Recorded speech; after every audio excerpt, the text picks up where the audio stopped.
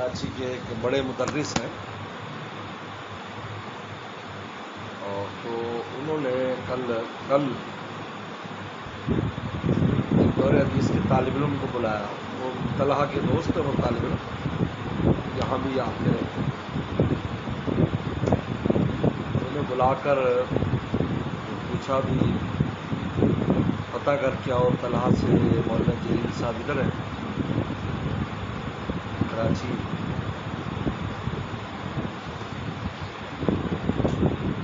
مجھے بتایا کہ میں نے خواب دیکھا ہے. وہ بتا رہے تھے وہ میرے خیال وہ بھی دورے میں بھی پڑھاتے ہیں. نام میری ذہن سے نکل گیا. میں نے خواب دیکھا ہے ابو ذر غفاری رضی اللہ عنہ کی زیارت ہوئی. اس نے فرمایا کہ ایک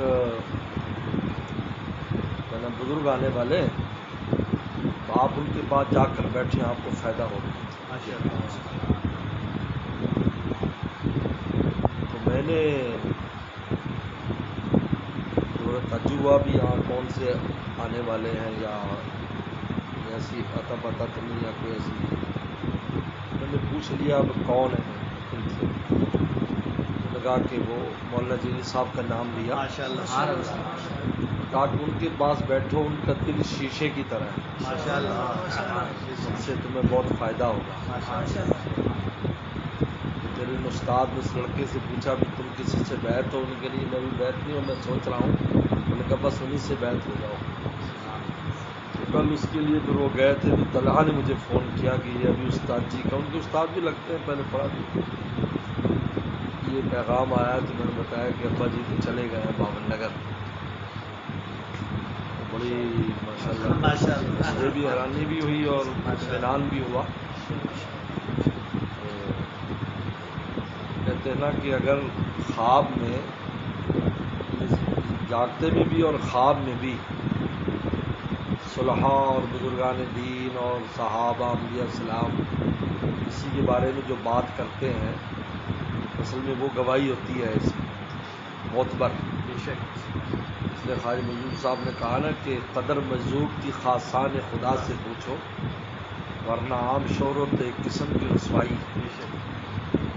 اگر خواب میں وہ کسی ایسی بات کا اظہار کریں تو اطمینان کا ذریعہ ہے، خیر کا اظہار کریں، یا زندگی میں کہیں بھی فلاں اچھا ہے تو یہ خیر کا ذریعہ ہے. ان کی گواہی یعنی جاگتے میں بھی معتبر ہے، خواب میں بھی معتبر ہے. ابو ذر غفاری رضی اللہ عنہ صحابہ اکرام میں ایک بہت خاص مقام رکھتے ہیں. زاہد و حاجل امہ، اس امت کے سب سے بڑے زاہد ہیں.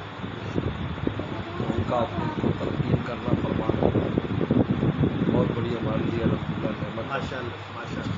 یہ بھی کل ہی طلحہ نے فون کر کے مغرب کے بعد یہ خواب سنایا.